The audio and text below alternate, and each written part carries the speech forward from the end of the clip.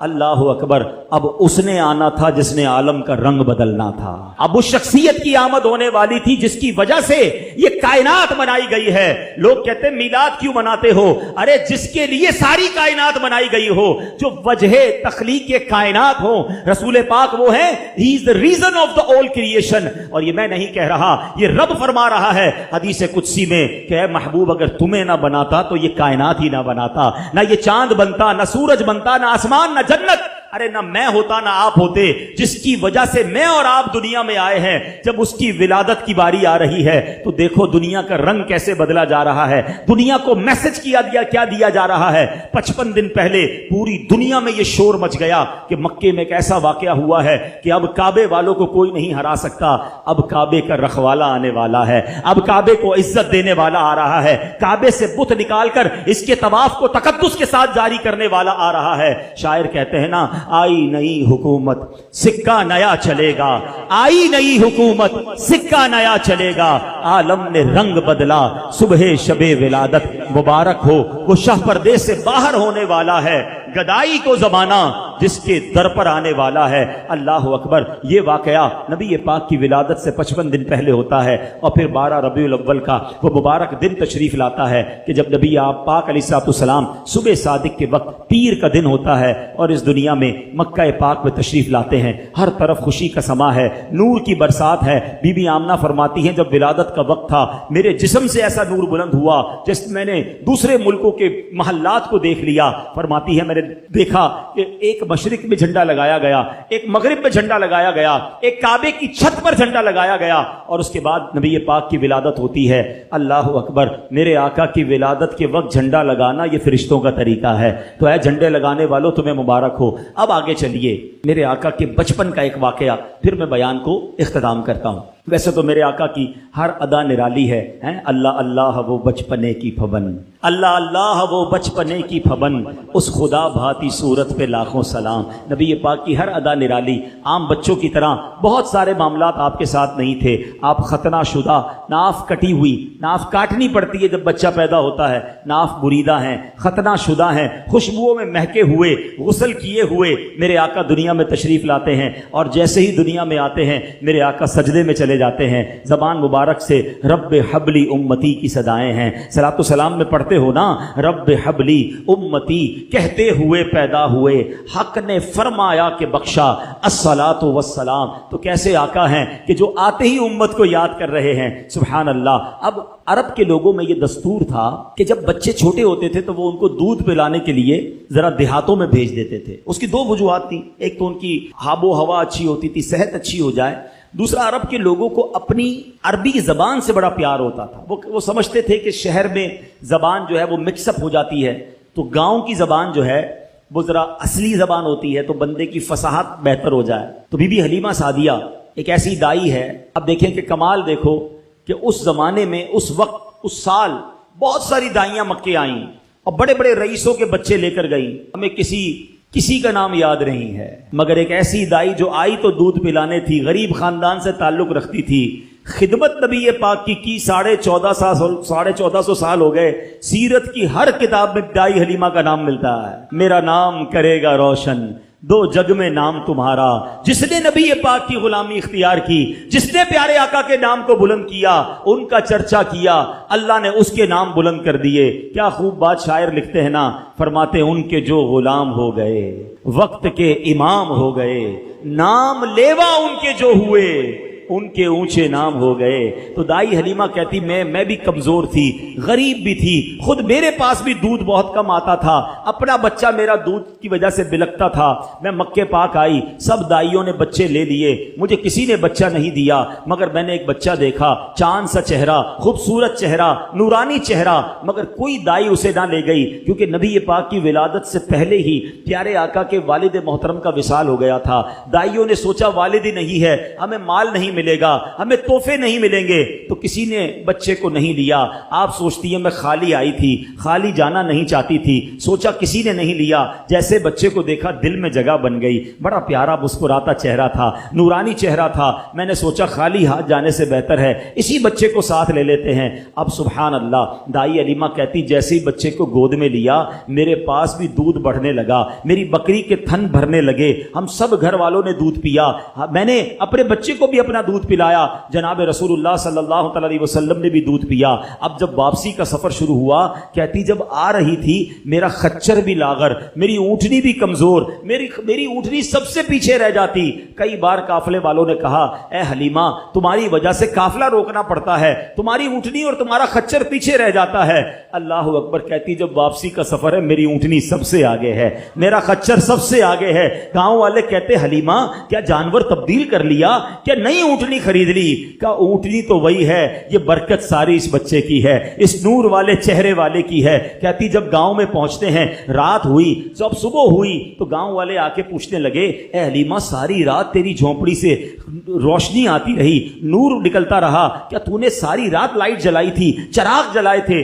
کہتی چراغ تو نہیں جلایا, یہ بچہ ہی ایسا ہے کہ ساری رات اس کے چہرے سے نور نکلتا جا رہا ہے. اللہ اکبر. بی بی حلیمہ کہتی میری بکریاں چرانے میرے بچے جاتے, سارے گاؤں سے زیادہ میری بکریاں فربا ہونے لگ گئیں, موٹی تازی ہونے لگ گئیں. گاؤں والوں نے کہا پتہ تو کرو یہ حلیمہ کی بکریاں کدھر جاتی ہیں, ہماری بکریاں کمزور, اس کی بکریاں طاقتور, اپنی بکریاں ان کے ساتھ بھیجو. اسی کے ساتھ بھیجی جانے لگی, مگر فرق کسی میں نہیں آتا تھا. صرف بی بی حلیمہ سعدیہ کی بکریاں جو ہیں وہ فربا ہیں, گھر میں عجب رونق ہے.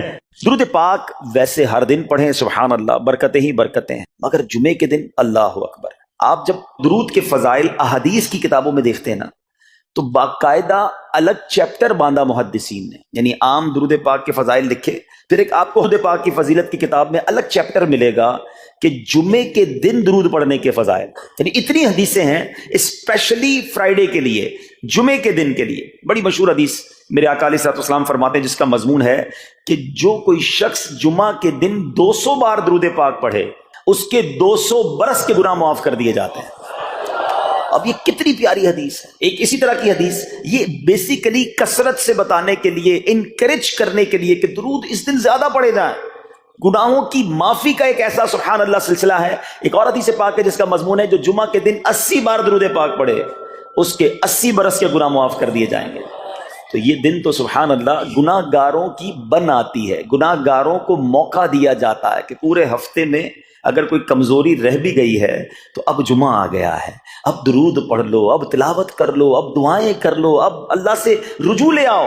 یہ جمعے کا دن سبحان اللہ. مفتی احمد یار خان نعیمی رحمت اللہ تعالی علیہ فرماتے ہیں جمعہ کے دن کوئی نیکی کی جائے اللہ کی بارگاہ میں جمعے کا شرف اور مقام اتنا اعلیٰ ہے کہ جمعہ کی ایک نیکی 70 گنا اس کا ثواب عطا کیا جاتا ہے, ملٹی پلائی بائی 70. سوچئے سمجھدار لوگ بیٹھے ہیں, کاروباری لوگ بھی بیٹھے ہوں گے. ہمارے یہاں نارملی سپر اسٹور پہ یا کسی جگہ پر مارکیٹس وغیرہ میں اسکیم لگتی ہیں, 25% discount, 50% discount, buy 1 get 1 free, ایک خریدو دوسرا فری. لوگ گرمیوں کی چیزیں سردیوں میں خرید لیتے ہیں. ارے بھائی ابھی تو گرمیاں, ابھی سے جیکٹ خرید دی ہے یار, سستا مل رہا تھا, ایک فری مل رہا تھا, سردیوں میں کام تو آئے گا نا, چلو لے لو بھائی. سردیوں میں گرمیوں کی چیزیں خرید رہے ہوتے ہیں, کیوں؟ سستا. ہم دنیا کے نفع کے لیے, دنیا کے بینیفٹ کے لیے ٹریول بھی کرتے ہیں, جا کر خرچ بھی کرتے ہیں. مجھے اچھی طرح یاد ہے افریقہ کے غالباً ایک ملک میں تھا, تو بارڈرز ملے ہوئے ہوتے ہیں. ہم بارڈر ہم نے کراس کیا, ایک ملک کا جیسی بارڈر کراس کیا. بارڈر کراس کرتے ہی ایک بہت بڑا, ویرانہ تھا لیکن بہت بڑا شاپنگ مال بنا ہوا اور گاڑیوں کی قطاریں. تو میں نے اسلامی بھائی سے پوچھا یار اس ویرانے میں اتنا بڑا شاپنگ مال اور اتنی گاڑیاں؟ تو انہوں نے وجہ بتائی, کیا بتائی؟ کہتے ہیں جس ملک کے بارڈر کے ساتھ یہ سٹور ہے نا, اس ملک میں ٹیکس ہے, یہ ملک ٹیکس فری ہے. اچھا, اس ملک نے اپنے بزنس کو چلانے کے لیے اپنے ملک کے اندر مال بنے ہوں گے, ایک اسپیشل مال یہاں بنا دیا تاکہ اس ملک والے سفر کر کے آئیں اور پورے مہینے کا سامان اس سٹور سے لے کے واپس چلے جائیں, صرف ٹیکس بچانے کے لیے. ایک مہینے کا سامان, اچھا گاڑیوں کی لائنیں. اب بتاؤ یار, ہم دنیا کمانے کے لیے, سفر کرنے کے لیے تیار ہیں, نفع کمانے کے لیے وقت دینے کے لیے تیار ہیں. ہر جمعے اسکیم اناؤنس ہے, ایک نیکی کرو 70 گنا ثواب کماؤ گے. بتاؤ کیا ذہن ہونا چاہیے کہ یار بس جمعے کا دن تو قرآن پڑھوں گا، درود پڑھوں گا، صدقہ کروں گا. سبحان اللہ، ڈھونڈ ڈھونڈ کے ہمارے صحابہ علیہم رضوان ڈھونڈ ڈھونڈ کے نیک اعمال کرتے تھے کہ یہ بھی عمل کر لوں، یہ بھی کر لوں، اور جمعے کے دن اسپیشلی. تو اللہ کرے ذہن میں یہ بات بیٹھ جائے کہ میں نے جمعے کو زیادہ نیکیاں کرنی ہیں. اچھا، اب اس پہ میں ایک اور مشورہ دیتا ہوں. مثال کے طور پہ آپ نے ذہن بنایا ہوا ہے کہ یار پیر والے دن جو ہے نا میں نے کسی مریض کی عیادت، رشتہ دار ہے وہاں جانا ہے، یا میں نے جناب سیٹرڈے یا سنڈے کوئی صدقہ خیرات کرنا ہے، کسی کی ہیلپ کرنی ہے. آپ نے کوئی نیکی پلان کی ہوئی ہے ہفتہ اتوار پیر منگل میں، تو کوشش کر کے اس کو جلدی کریں اور فرائیڈے میں کر لیں. ایک پوائنٹ آپ نے دیکھا، میں نے یہ نہیں کہا کہ اس کو اگلے جمعے کریں، ہاں ڈیلے نہ کریں، تھوڑا جلدی کر کے اس جمعے کو کریں تاکہ 70 گنا جو ہے وہ اس میں ثواب کما لوں، برکتیں حاصل کر لوں. تو اللہ کرے کہ میں اور آپ نیکیوں کے حریص بن جائیں. نیکیوں کی جو لالچ ہے نا، لالچ میں یہ بھی کر لوں، میں یہ بھی کر لوں، میں سجدہ بھی کروں، میں تلاوت بھی کروں، میں صدقہ بھی دوں، یہ تو نصیب والوں کو ملتا ہے. اور صحابہ کرام میں نظر آتا تھا، پیچھے نہیں ہٹتے تھے صحابہ. ہمیں اعلان کیا جا رہا ہے کہ یہ موقع ہے، یہ نیکی ہے، اور پھر بھی کوئی نظر نہیں آتا. اللہ کرے کہ یہ جذبہ، کیونکہ یاد رکھو جس طرح کاروباری لوگ کہتے ہیں نا سیزن ہے نیکیاں کر لو، بالکل اسی طرح جب تک میری اور آپ کی سانسیں باقی ہیں نا، نیکیوں کا سیزن جاری ہے. جتنی نیکیاں کمانی ہے کما لو. یہ مائنڈ سیٹ بنا لو کہ یار پتہ نہیں کب مر جاؤں، اور نیکی اور نیکی. جس طرح پیسے کمانے کا ذہن ہوتا ہے نا، اللہ کرے اس سے زیادہ میرا اور آپ کا نیکیاں کمانے کا ذہن ہو جائے. یار تھوڑی اور نیکی کما لو، تھوڑی اور. مثال کے طور پہ آپ کہیں جا رہے ہیں، کسی نے کہا ذرا بیٹھیے 10 منٹ بعد وہ بھائی آئیں گے. اب ہم 10 منٹ کس طرح گزارتے ہیں؟ موبائل نکالا اور جناب دیکھنا شروع. 10 منٹ کیا 15 منٹ بھی گزر جائیں پتہ نہیں چلے گا. لیکن یہ 15 منٹ میں کیا ملا آپ؟ شاید گناہ ہی ملے ہوں گے، کیونکہ ہمارے موبائل میں تو بہت ساری چیزیں ایسی ہیں یا تو حرام دکھا دیتی ہیں یا حرام سنا دیتی ہیں. لیکن اگر نیکیوں کا ذہن ہو تو بندہ سوچے یار 10 منٹ میں تو میں سورہ یاسین پڑھ سکتا ہوں، 10 قرآن کا ثواب ہے. موبائل میں قرآن پاک ڈاؤن لوڈ ہو، قرآن شریف نکالا اور یاسین شریف پڑھ لی، ویٹنگ ایریا کے اندر 10 قرآن کا ثواب کما لیا. اگر یہ مائنڈ سیٹ ہو، بندہ کہ یار اتنی دیر میں تو 100 بار درود پاک پڑھ لوں گا. اور آقا علیہ الصلوۃ والسلام فرماتے ہیں جو 100 بار درود پاک پڑھے اس کی دونوں آنکھوں کے درمیان لکھ دیا جاتا ہے کہ یہ بندہ دوزخ کی آگ اور نفاق سے بری ہے. 5 منٹ 10 منٹ میں میں اتنی نیکیاں کما سکتا. لیکن مائنڈ سیٹ ہی نہیں ہے، گھنٹوں ضائع کر دیں گے، نیکی کمانے کا ذہن نہیں بنتا. اگر یہی 10-15 منٹ میں مجھے پیسے ملنے ہوتے تو بتاؤ ہم کیا کرتے. اللہ کرے دل میں اتر جائے میری بات. تو بہرحال جمعہ کا دن یہ بہت کمال کا دن ہے. ہر جمعے کے دن آپ کو اونٹ صدقہ کرنے کا ثواب مل سکتا ہے. ایک اونٹ کتنے کا آتا ہے؟ 1.5-2 لاکھ روپے کا تو ہوتا ہے. 2 لاکھ روپے ہر جمعے کو صدقہ کرو. مہینے کے ہو گئے 8 لاکھ روپے. بندہ بولے غریب آدمی 8 لاکھ ہر مہینے؟ جی جناب، ہر مہینے 8 لاکھ کم و بیش آپ صدقہ کرنے کا ثواب کما سکتے ہیں. کیسے؟ کتنا آسان. نبی پاک علیہ الصلوۃ والسلام فرماتے ہیں جس کا مضمون ہے جو جمعے کے دن سب سے پہلے آتا ہے اسے اونٹ صدقہ کرنے کا ثواب ملتا ہے، جو اس کے بعد آتا ہے اسے گائیں صدقہ کرنے کا ثواب ملتا ہے. اللہ کی رحمت سے ہر جمعے فرشتے مسجد کے دروازے پر کھڑے ہوتے ہیں. ہم اللہ سے دعا کرتے ہیں اللہ تیری نوری مخلوق کے صدقے ہم پر رحم فرما، ہماری مغفرت فرما. مگر جب امام خطبے کے لیے کھڑا ہو جاتا ہے، آقا علیہ الصلوۃ والسلام فرماتے ہیں وہ رجسٹر بند کرتے ہیں اور وہ بھی آ کر امام کا خطبہ سننے کے لیے بیٹھ جاتے. تو جلدی آ کر کچھ منٹ پہلے آ کر. اچھا، علم دین الگ ملتا ہے، ظاہر ہے یہاں ہر جمعے بیان ہوتا ہے، وہ بیان سننے کو آپ کو الگ ملے گا، نیکی کی دعوت الگ ملے گی، اور سبحان اللہ اونٹ صدقہ کرنے کا ثواب. تو مبارک ہو انہیں جو جلدی آتے ہیں. تو بہرحال اب میں چاہتا ہوں کہ جب بات جمعے پر ہی ہو رہی ہے تو ایک میں نے اور آپ کو پیغام دینا تھا. جمعے کو خطبہ دیا جاتا ہے، سالوں سے خطبہ سن رہے ہیں. مجھے اچھی طرح یاد ہے جب میری عمر شاید 17-18 سال تھی تو سن کر آدھا خطبہ تو مجھے اسی وقت یاد ہو گیا تھا. اب شاید پونا یاد ہو گیا ہوگا. آپ میں سے بھی کئیوں کو 60-70-80% خطبہ یاد ہوگا کیونکہ ہر جمعے سنتے ہیں.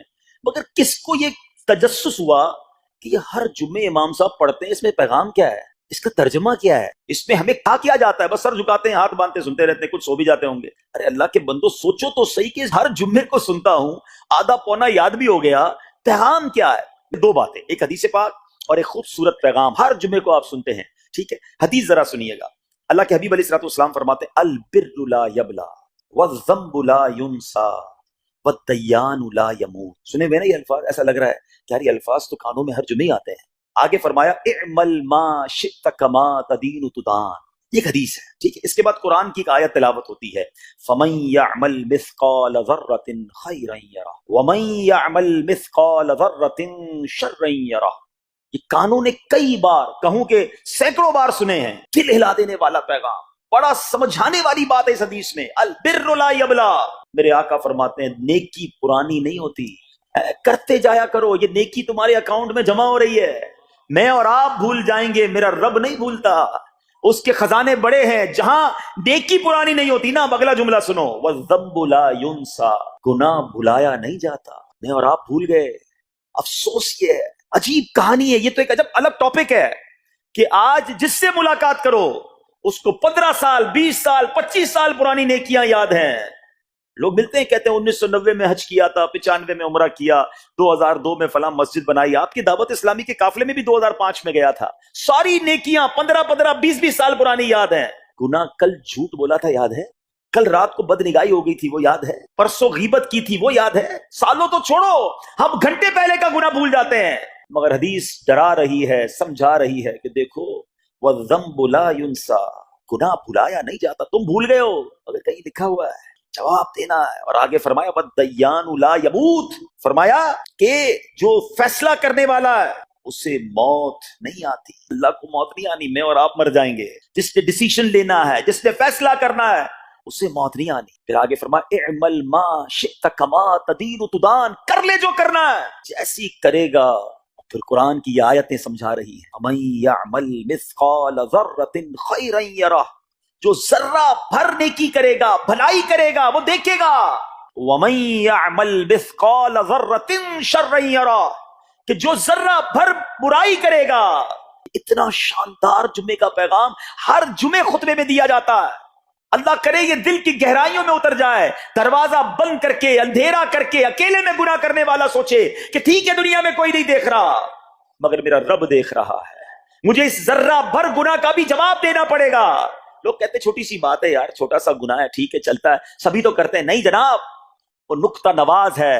وہ معاف کرنے پہ آئے تو 100 بندوں کے قاتل کو معاف کر دے، اور وہ پکڑنے پہ آئے تو ایک نقطے پر پکڑ فرما دے. ہمیں ڈرنا ہوگا، ہمیں خوف اپنے دل میں طاری کرنا ہوگا، کیونکہ یہ گناہ میری آخرت میں میری پکڑ کا سبب بن سکتا. بالکل اسی طرح چھوٹی چھوٹی نیکیاں سمجھ کے چھوڑ دیتے ہیں. یار سنت غیر موقدہ ہی ہے نا، نفل ہی تو ہے نا، سنت ہی تو ہے نا، ٹھیک ہے درود پڑھنا چاہیے، نہیں پڑھا تو کوئی بات نہیں. ارے یار کون اجتماع میں جائے، کون درس میں بیٹھے، صدقہ دینا کوئی واجب تو نہیں، زکات تو پوری دیتا ہوں. چھوٹی چھوٹی نیکیاں سمجھ کر چھوڑتے ہو.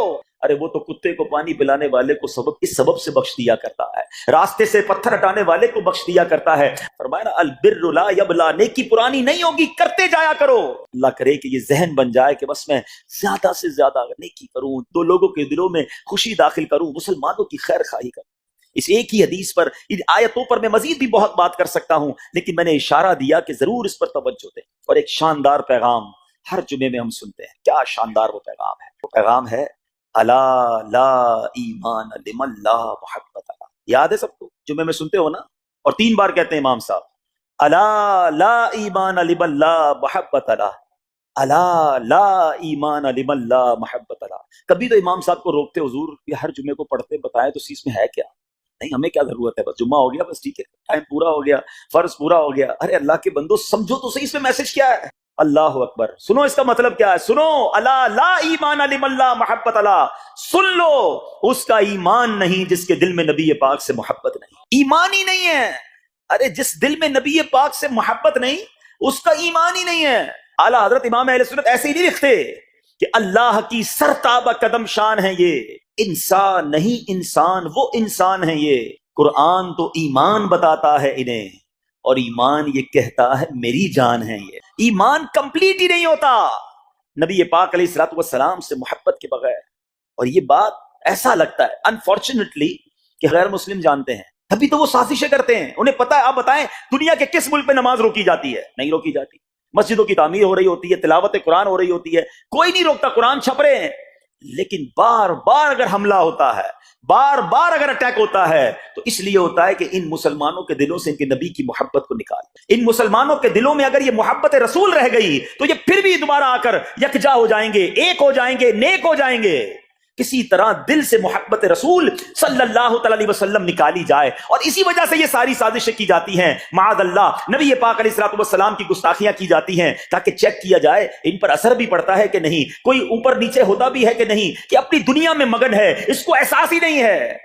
میٹھے اسلامی بھائیوں، دنیا کا دستور ہے جب کسی چیز کی ڈیفیشینسی ہو جائے نا تو اس کی ایفیشینسی بڑھائی جاتی ہے. مثال کے طور پہ کسی کے جناب جسم میں وٹامن ڈی کم ہو, ہم کیا کرتے ہیں, وٹامن ڈی کی ٹیبلٹس لے کر اس کو پھر بڑھاتے ہیں. کیلشیم کی کمی ہو, ڈاکٹر کہتا ہے بھائی تھوڑی کیلشیم کی دوائی پیو, تمہارے اندر کیلشیم کی کمی ہو رہی ہے. جب کسی چیز کی کمی کی جائے اس کو بڑھانے کی کوشش کی جاتی ہے. اگر یہ دنیا کے چند لوگوں کا یہ پلان ہے کہ مسلمانوں کے دلوں سے عشق رسول نکالو, تو اب میرا اور آپ کا کام یہ ہے کہ انشاءاللہ عشق رسول کو اب اضافہ کریں گے, اب نبی پاک کی محبت میں اور اضافہ کریں گے, سرور کائنات علیہ الصلوۃ والسلام کی محبت میں زندگی گزاریں گے, خود بھی سچے عاشق رسول بنیں, اپنی نسلوں کو عاشق رسول بنائیں. اللہ سلامت رکھے میرے پیر و مرشد کو. 30 سال پہلے, یہ آج کل کا شعر نہیں ہے, اب بچپن سے یہ ناز سن رہے ہیں, کم و بیش 25-30 سال پہلے میرے مرشد نے کیا پیاری التجا پیش کی, اپنی نسلوں کے لیے کیا ہمیں پیغام دیا. کہتے میری آنے والی نسلیں تیرے عشق ہی میں مچلیں, میری آنے والی نسلیں تیرے عشق ہی میں مچلیں, انہیں نیک تم بنانا مدنی مدینے والے.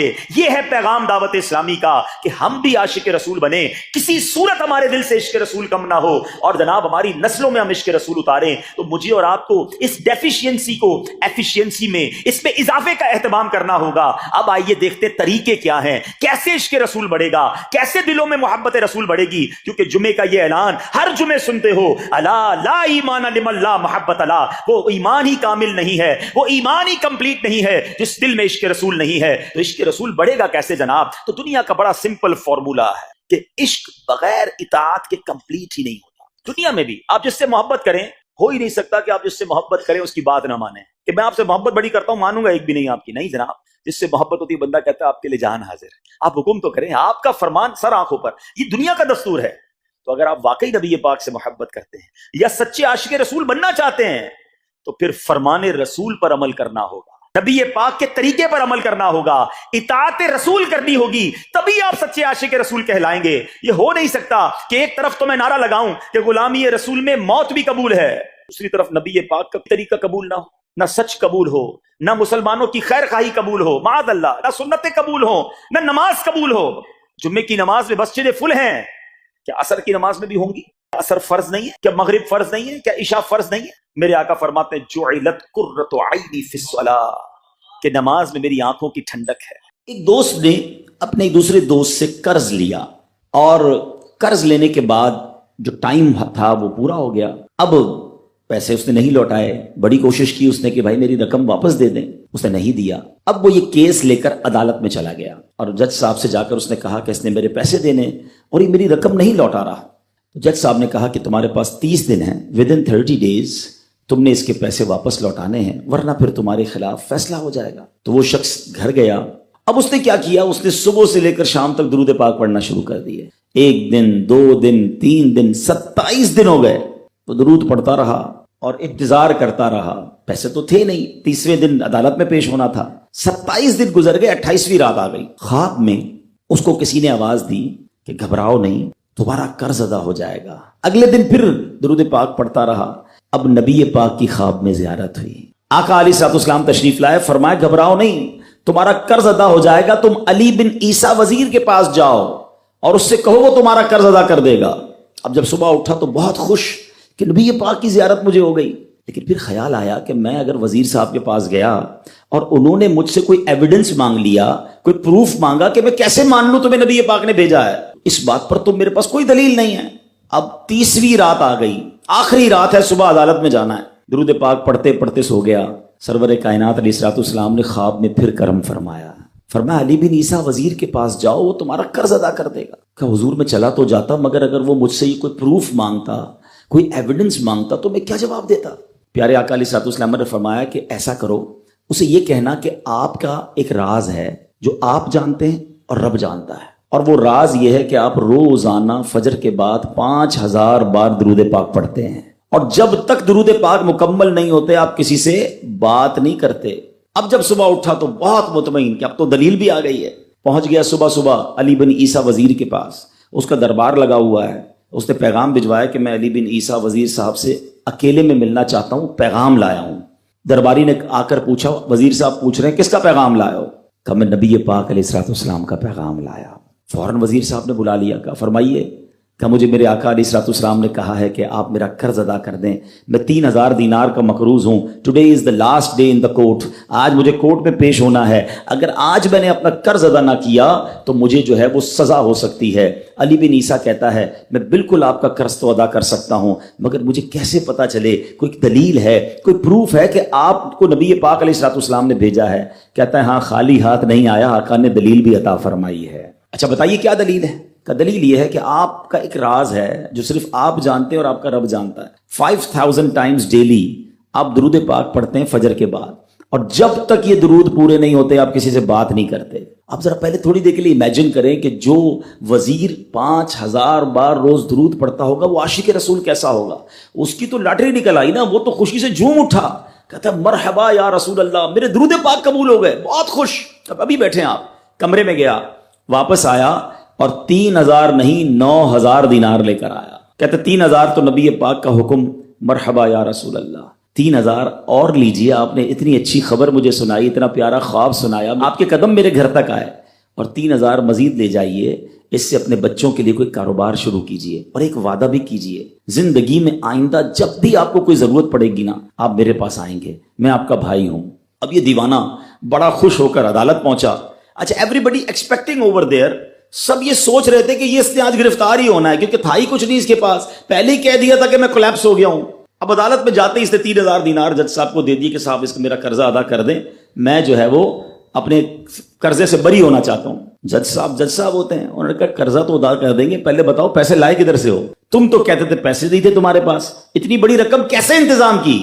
اب بھری عدالت میں گویا اس نے زبان حال سے یہ کہا کہ اتنا دیا سرکار نے مجھ کو، اتنی میری اوقات نہیں، یہ تو کرم ہے ان کا، ورنہ مجھ میں تو ایسی بات نہیں۔ اب اس نے بھری عدالت میں پورا واقعہ سنایا کہ میں نے تو کچھ نہیں کیا، آقا خواب میں تشریف لائے، میں وزیر صاحب کے پاس گیا، انہوں نے یہ پیسے دیے۔ سنو اس زمانے کے جج بھی کیسے ہوتے تھے، وہ جج دوران عدالت اپنے کرسی سے اٹھ کر کمرے میں چلا گیا، تھوڑی دیر بعد جج صاحب واپس آئے اور 3000 دینار اس کے ہاتھ میں دیتے ہیں۔ کیا سارا ثواب علی بن عیسیٰ لے جائے گا؟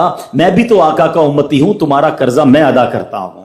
اچھا، اب جس نے کیس کیا تھا، سبحان اللہ، کیا ماحول تھا، کیا انداز تھا، کیا دل تھے، وہ بھی تو دیکھ رہا ہے، کہتا ہے میں بھی تو آقا کا امتی ہوں، رکے ذرا، کاغذ قلم دیجئے، بندے کو میں قرضہ ہی معاف کر دیتا ہوں۔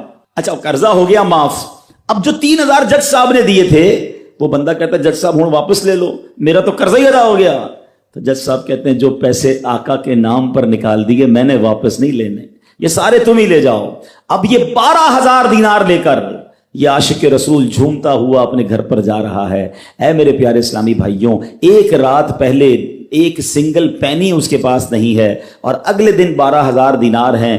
درود پاک وہ وظیفہ ہے جو دل سے پڑھا جائے تو سبحان اللہ یہ مصیبتوں کو ٹالنے والا وظیفہ ہے، یہ پریشانیوں کو دور کرنے والا وظیفہ ہے۔ اور یہ میں نہیں کہہ رہا، خود سرور کائنات علیہ الصلوۃ والسلام کی حدیث ہے جس کا مضمون ہے کہ جو پریشانیوں میں ہو، جو مصیبتوں میں ہو، اس کو چاہیے کہ مجھ پر درود پڑھے، کہ درود پریشانیوں کو لے جاتا ہے، مصیبتوں کو لے